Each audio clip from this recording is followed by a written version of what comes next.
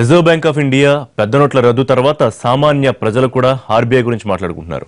ఆంక్షలు, షరతులు, కొత్త నిర్ణయాలు మొత్తం ఆర్బీఐ చుట్టూనే తిరుగుతోంది. రేపటి నుంచి వారం రోజుల పాటు ఆర్బీఐ వేసే అడుగులు చాలా కీలకం కాబోతున్నాయి. పెద్ద నోట్ల రద్దు తర్వాత తొలిసారిగా ద్రవ్య పరపతి విధానంపై ఫోకస్ పెట్టింది. గవర్నర్ ఉర్జిత్ పటేల్ కూడా మీడియా ముందుకు రానున్నారు.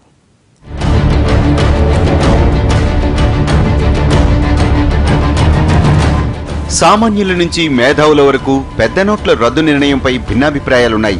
భవిష్యత్తులో దేశ ఆర్థిక వ్యవస్థకు మేలు చేస్తుందని కొందరంటుంటే జీడీపీ దారుణంగా దెబ్బతింటుందని మరికొందరు అంచనా వేస్తున్నారు. బ్లాక్ మనీని కట్టడి చేయడానికి పెద్ద నోట్లను రద్దు చేయాలని కేంద్రం విధానపరంగా నిర్ణయం తీసుకోవడంతో ఆర్బీఐ కూడా ఆ దిశగా చర్యలు చేపట్టాల్సి వచ్చింది.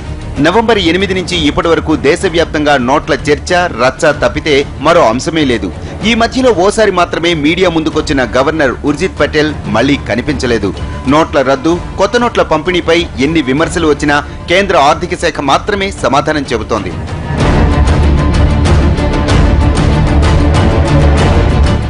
చాలా రోజుల తర్వాత ఆర్బీఐ గవర్నర్ ఉర్జిత్ పటేల్ మళ్లీ మీడియా ముందుకు రాబోతున్నారు.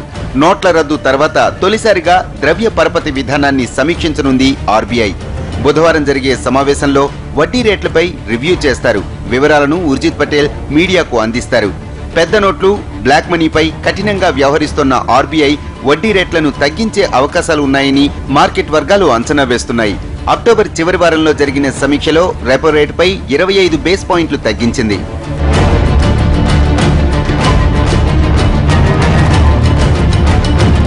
అంతర్జాతీయ పరిణామాలు కూడా రానున్న 10 రోజుల్లో కీలక పాత్ర పోషించబోతున్నాయి. అమెరికా ఫెడ్ వడ్డీ రేట్లు తగ్గుతాయన్న వార్తలతో ఇప్పటికే అలజడి మొదలైంది. ఇటలీలో రెఫరెండం కూడా మార్కెట్లపై ప్రభావం చూపే అవకాశం ఉంది. ఓవరాల్ గా చూసుకుంటే డిసెంబర్ 2-3 వారాలు దేశ ఎకానమీకి చాలా కీలకమనే చెప్పారు.